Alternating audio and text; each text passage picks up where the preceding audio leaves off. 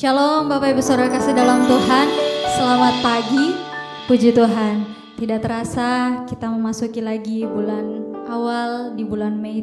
Bulan ini luar biasa penyertaan Tuhan dalam kehidupan kita.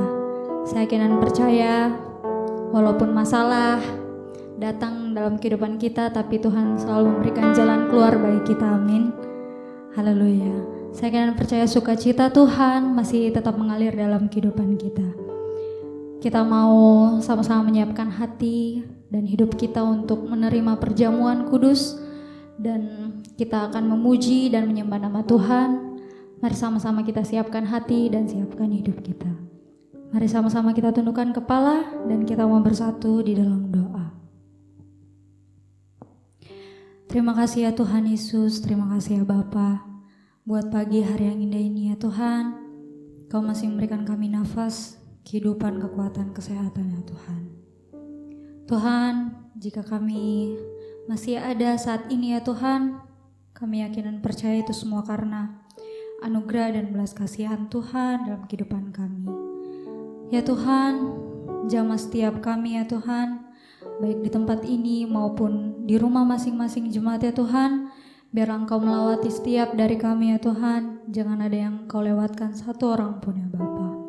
Biarlah ya Tuhan Yesus, ini kami ya Tuhan. Kami mau datang ke dalam hadirat-Mu ya Bapa. Terima kasih ya Tuhan, terima kasih ya Bapa. Kami telah berdoa mengucap syukur hanya dalam nama Tuhan Yesus. Haleluya, amin. Puji Tuhan. Mari sama-sama kita mau naikkan pujian. Kecaplah dan lihatlah. Sama-sama kita mau bertepuk tangan untuk Tuhan. Haleluya.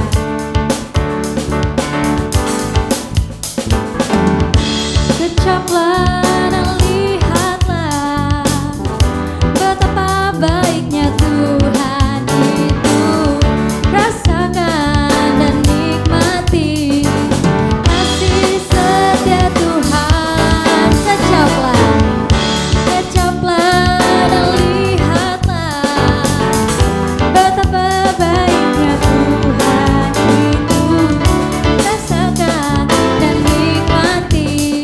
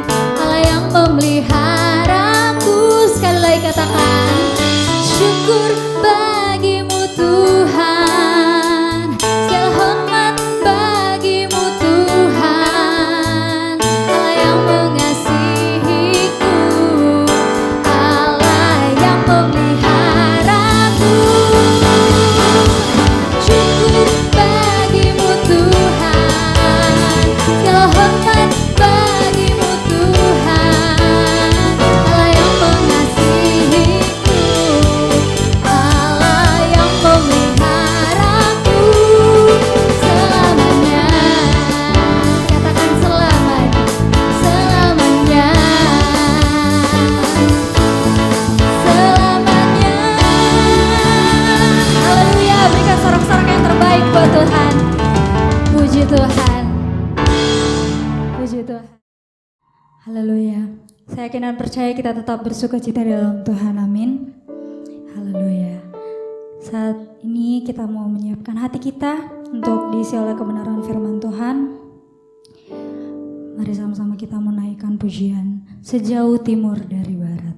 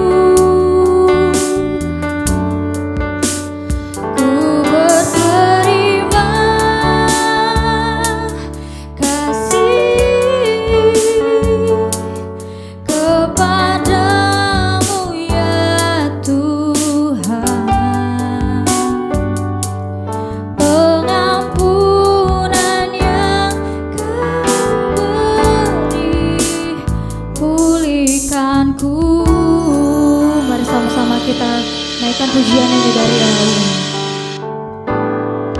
Sejauh timur dari barat, Engkau membuang dosaku.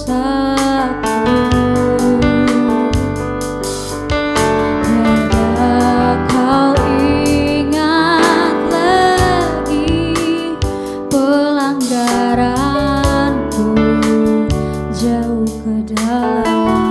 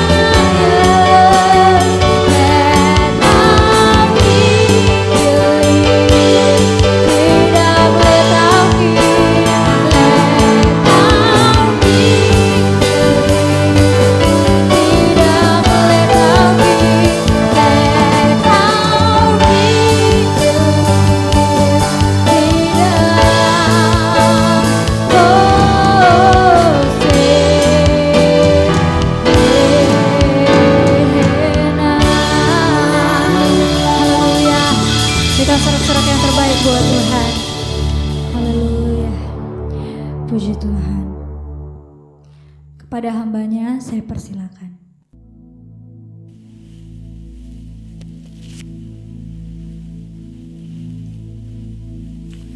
Shalom semuanya. Tahun 2021 adalah tahun integritas. The Year of Integrity. Menurut Westminster Dictionary of Theological Terms, integritas adalah istilah teologis untuk menunjukkan kemurnian dan kejujuran sebagaimana manusia diciptakan dalam rupa dan gambar Allah. Setelah manusia jatuh ke dalam dosa, maka gambar dan rupa Allah itu menjadi rusak. Pada saat kita menjadi orang percaya melalui proses pengudusan atau sanctification, gambar dan rupa Allah dikembalikan lagi, yaitu kita dijadikan serupa dengan gambar Yesus. Oleh karena itu, kita harus mau diproses oleh Allah. Panutan kita untuk menjadi orang yang berintegritas adalah Tuhan Yesus, sebab dialah the man of integrity. Dalam Matius 22 ayat 16 dituliskan bahwa sekalipun ahli Taurat dan orang Farisi berniat menjerat Tuhan Yesus, ternyata tanpa disadari mereka justru mengakui integritas Tuhan Yesus dengan berkata, "Guru, kami tahu Engkau adalah seorang yang jujur dan dengan jujur mengajar jalan Allah, dan Engkau tidak takut kepada siapapun juga, sebab Engkau tidak mencari muka." Kata seorang yang jujur dalam terjemahan New International Version menggunakan kata man of integrity atau orang yang berintegritas. Seorang yang jujur atau yang berintegritas itu artinya apa yang ada di dalam hatinya, di pikirannya, yang diucapkannya dan yang dilakukannya itu sama, selaras dengan pikiran Tuhan. Seorang yang berintegritas itu karena dia mengasihi dan takut akan Tuhan. Dan Tuhan memberikan berkat kepada orang yang berintegritas, seperti yang terdapat dalam Mazmur 25 ayat 12-14 yang berkata, "Siapakah orang yang takut akan Tuhan? Kepadanya Tuhan menunjukkan jalan yang harus dipilihnya. Orang itu sendiri akan menetap dalam kebahagiaan, dan anak cucunya akan mewarisi bumi. Tuhan bergaul karib dengan orang yang takut akan Dia, dan perjanjiannya diberitahukannya kepada mereka." Haleluya. Seorang yang berintegritas bukan seperti ahli-ahli Taurat dan orang Farisi. Dalam Matius 23 ayat 1 sampai dengan 36, Tuhan Yesus berkata bahwa ahli-ahli Taurat dan orang-orang Farisi telah menduduki kursi Musa. Sebab itu, turutilah dan lakukanlah segala sesuatu yang mereka ajarkan kepadamu. Tetapi janganlah kamu turuti perbuatan-perbuatan mereka, karena mereka mengajarkannya tetapi tidak melakukannya. Tuhan Yesus berkata bahwa ahli Taurat dan orang Farisi adalah orang yang munafik. Di sebelah luar mereka tampaknya benar di mata orang, tetapi di sebelah dalam mereka penuh kemunafikan dan kedurjanaan. Tuhan Yesus berkata kepada ahli Taurat dan orang Farisi, "Hai kamu ular-ular, hai kamu keturunan ular beludak, bagaimanakah mungkin kamu dapat meluputkan diri dari hukuman neraka?" Saya juga akan mengingatkan kepada kita semua, terutama kepada para pengkhotbah, para guru, juga para pengajar. Kalau saudara mengajarkan kebenaran firman Tuhan, dan itu belum saudara lakukan, lebih baik dengan jujur diakui. Tahun 2021 menurut kalender Ibrani adalah tahun 5781, yang disebut juga sebagai tahun P Aleph, yang artinya 81. P atau angka 80 menggambarkan sebuah mulut. Tuhan Yesus mengingatkan kita dalam Matius 12 ayat 36 dan 37. "Tetapi aku berkata kepadamu, setiap kata sia-sia yang diucapkan orang harus dipertanggungjawabkannya pada hari penghakiman. Karena menurut ucapanmu engkau akan dibenarkan, dan menurut ucapanmu pula engkau akan dihukum." Salah satu arti dari kata sia-sia adalah berdusta. Kalau kita mengajarkan kebenaran tetapi tidak dilakukan, itu sama saja dengan berdusta. Amsal 6 ayat 16 dan 17 berkata bahwa dusta itu perkara yang dibenci Allah. Amsal 11 ayat 1 berkata, neraca serong adalah kekejian bagi Tuhan, tetapi ia berkenan akan batu timbangan yang tepat. Neraca serong bisa diartikan sebagai berdusta, dan itu merupakan kekejian bagi Tuhan. Dalam Yakobus 2 ayat 17 dikatakan bahwa iman tanpa perbuatan pada hakikatnya adalah mati. Jadi kalau kita percaya kebenaran firman Tuhan, kita perkatakan tetapi tidak dilakukan, pada hakikatnya mati. Dan itu dilakukan oleh orang yang tidak berintegritas. Karena itu, saya mengajak saudara agar kita semua menjadi orang yang berintegritas. Mazmur 15 ayat 1 berkata, Tuhan, siapakah yang boleh menumpang dalam kemahmu? Siapa yang boleh diam di gunungmu yang kudus? Salah satu syaratnya adalah seperti yang terdapat dalam Mazmur 15 ayat 4 bagian B, yang diperuntukkan bagi orang yang berpegang pada sumpah meskipun rugi. Seorang yang berintegritas akan tetap berpegang pada sumpah meskipun rugi. Seorang yang berintegritas biasanya oleh kebanyakan orang dunia dianggap sebagai orang yang bodoh, sok suci, sok jujur, sehingga mengalami banyak kerugian dalam tanda petik. Kebanyakan orang dunia meskipun sudah berjanji atau bersumpah, tetapi kalau mereka menderita kerugian, mereka akan berbalik dan dengan segala macam cara akan mencari jalan supaya tidak merugi. Jadi hati-hati. Jangan sampai saudara terpancing atau tergoda melakukan hal-hal seperti itu. Seorang yang berintegritas akan melakukan seperti yang Daud lakukan dalam Mazmur 26 ayat 1 sampai dengan 3 yang berkata, berilah keadilan kepadaku ya Tuhan, sebab aku telah hidup dalam ketulusan kepada Tuhan.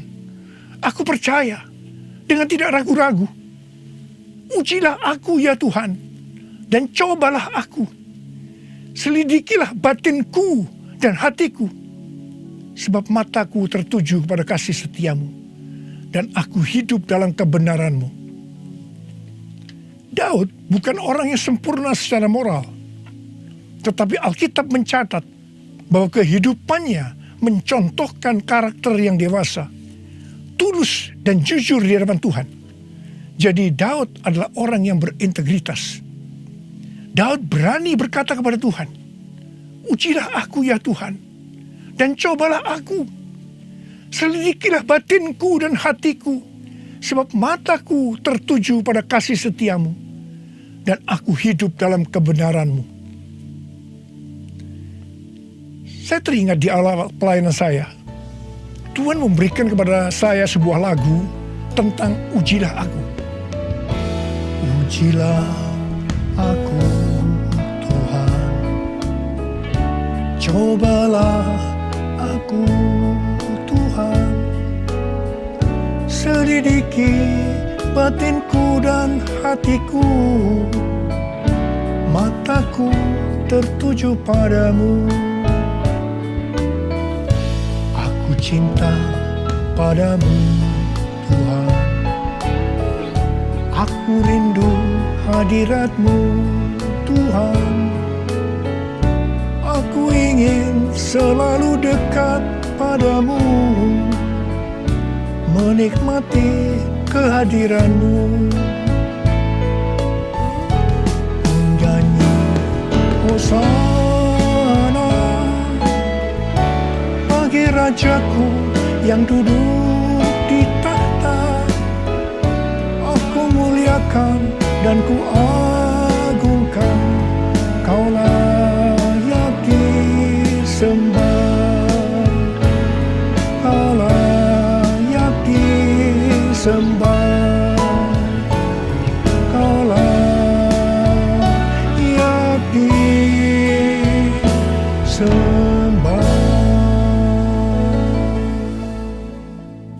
saya mulai menyanyikan lagu ini dan CD-nya mulai beredar, saya menuai banyak kritik dari hamba-hamba Tuhan yang menjadi senior saya.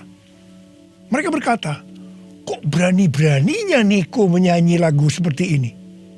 Saya berkata, bukankah ini ada di Alkitab yang dinyanyikan oleh Daud? Tetapi mereka tetap tidak bisa menerimanya. Terus terang saya kaget. Saya tidak pernah berpikir bahwa beliau-beliau itu mempunyai pikiran yang seperti itu. Saya menyanyikan lagu ini dengan satu pengertian, bahwa saya siap diuji oleh Tuhan. Dan itu saya lakukan sejak awal pelayanan saya. Mungkin ada di antara saudara yang tidak berani menyanyikan lagu ini. Saya pernah mendengar orang yang berkata, itu kan Pak Niko yang berani. Kalau saya sih belum berani. Saya hanya akan mengingatkan kepada saudara bahwa Tuhan Yesus menghendaki agar kita hidup sebagai seorang yang berintegritas. Seorang yang hidupnya jujur dan tulus di hadapan Tuhan. Seorang yang berintegritas adalah orang yang meyakini, memperkatakan dan melakukan iman Kristiani yang dia percayai. Sejak tahun 2018, melalui nubuatan Cindy Jacob, Tuhan menunjuk gereja kita sebagai messenger dari Pentakosta ketiga. Saya percaya kita ditunjuk oleh Tuhan menjadi messenger atau utusan Tuhan untuk Pentakosta ketiga karena kita adalah insan Pentakosta. Sebagai orang yang berintegritas, maka kita akan memperkatakan dan melakukan apa yang kita percayai, yaitu apa yang ada di dalam hati dan pikiran kita. Jadi kita akan berkata-kata dan melakukan sesuatu sebagai insan Pentakosta. Karena itu kita harus mengenal identitas sebagai insan Pentakosta. Dari zaman Azusa Street yang disebutkan sebagai Pentakosta kedua sampai dengan saat ini, bahwa kegerakan Pentakosta secara garis besarnya terdiri dari 3 grup besar.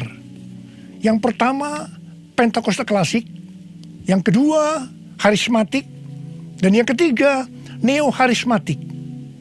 Jumlah total dari 3 grup ini menurut survei di tahun 2019 ada 698 juta orang, yang berarti sekitar 27% dari total kekristenan.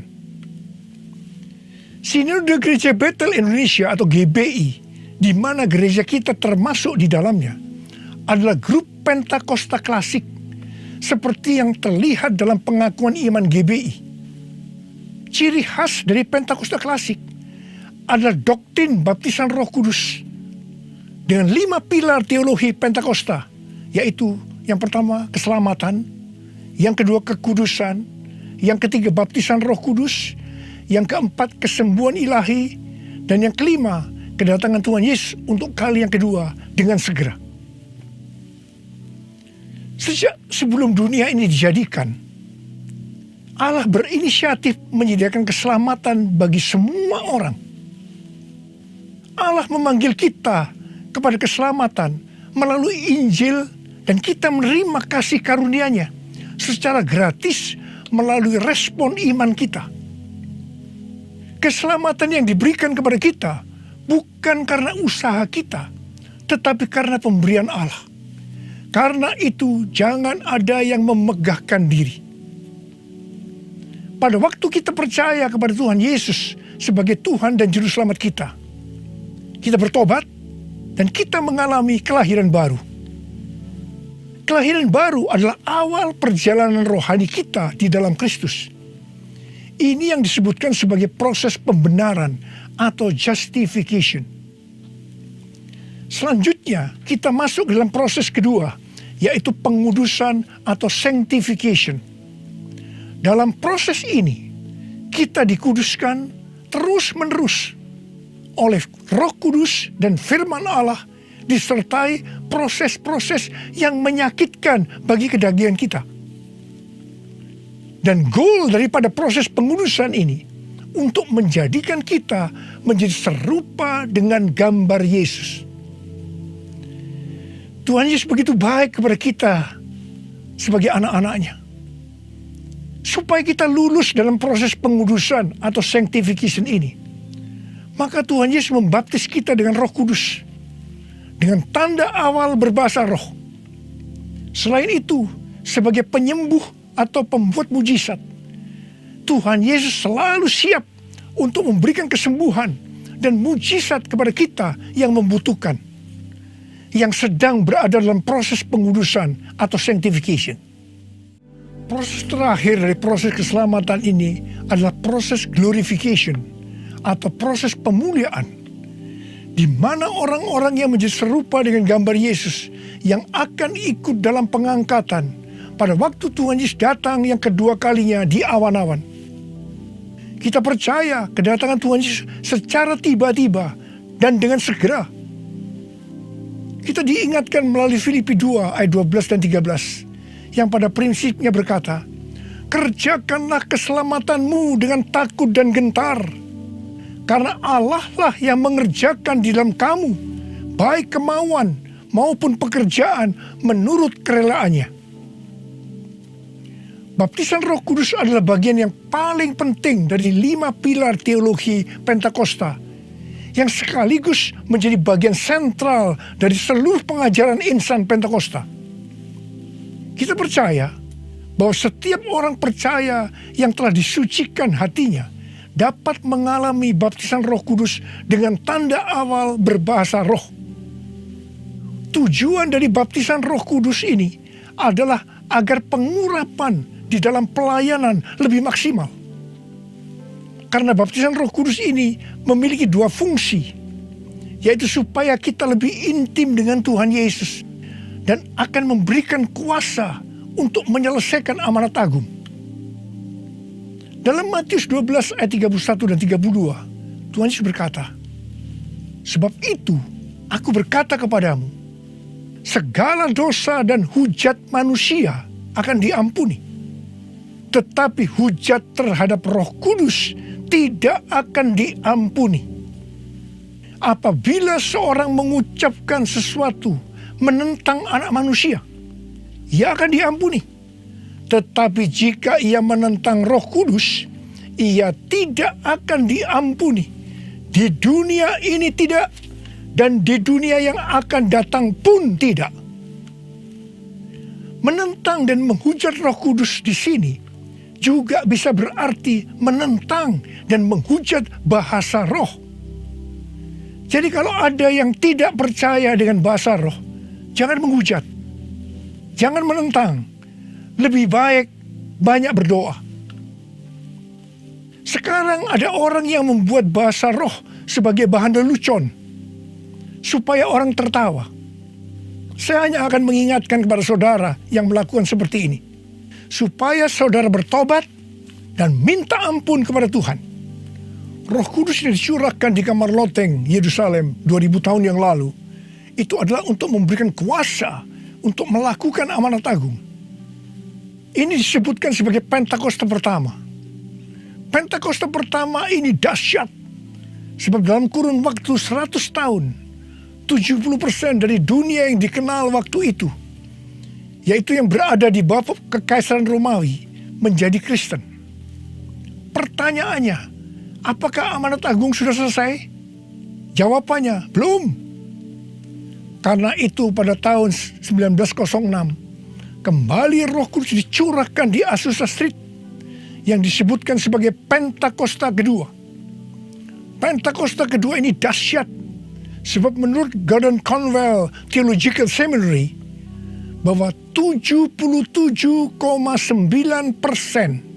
dari kekristenan yang ada pada saat ini dimulai dari awal abad 20, yang berarti ini dimulai dari peristiwa pencurahan Roh Kudus di Azusa Street atau Pentakosta kedua.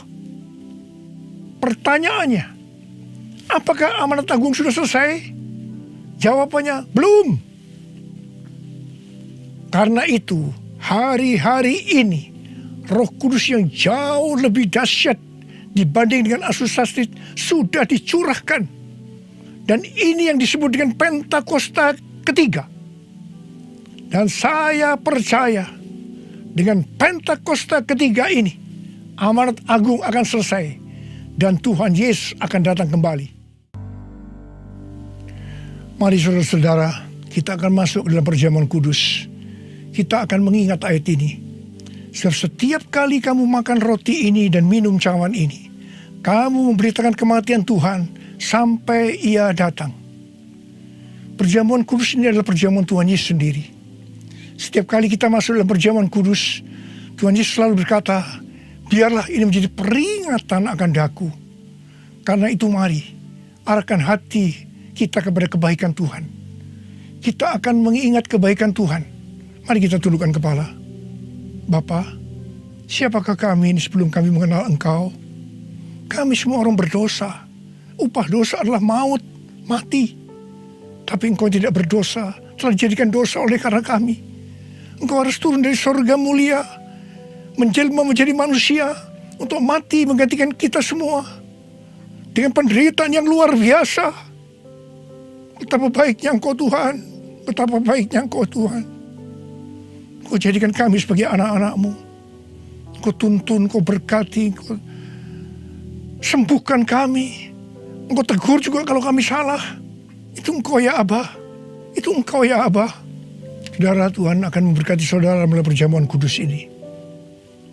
Tapi Tuhan berkata kepada kita, agar kita makan dan minum dengan cara yang benar. Oleh karena itu masing-masing berdoa. Introspeksi, lihat keadaan diri masing-masing. Jangan menyimpan dosa. Kalau ada dosa yang Tuhan ingatkan saat ini, langsung minta ampun. Katakan, ampuni saya Tuhan, ampuni saya, akui di hadapan Tuhan. Jangan sembunyikan dosa itu, supaya Engkau diberkati Tuhan. Kau melihat anak-anak-Mu sedang berdoa minta ampun Tuhan. Ampuni anak-anak-Mu, ampuni kami semua ya Tuhan, ampuni. Sekarang ya Tuhan, kami akan masuk dalam perjamuan kudus ini dengan hati yang penuh ucapan syukur. Dalam nama Yesus kami berdoa. Amin.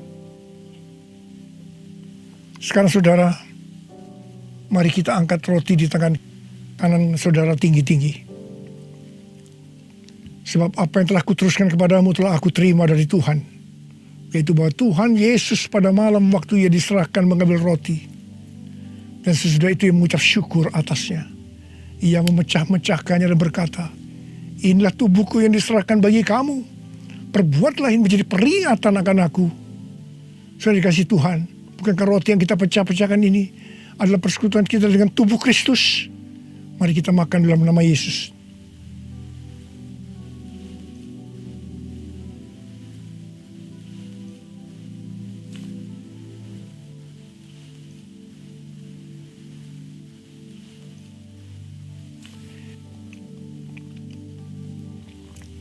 Sekarang angkat cawan di tangan kanan saudara tinggi-tinggi. Demikian juga ia mengambil cawan sesudah makan lalu berkata, cawan ini adalah perjanjian baru yang dimeteraikan oleh darahku. Perbuatlah ini setiap kali kamu mau minumnya menjadi peringatan akan aku. Sudah dikasih Tuhan, bukankah cawan pengucapan syukur yang atasnya kita ucapkan syukur adalah persekutuan kita dengan darah Yesus? Mari kita minum dalam nama Yesus.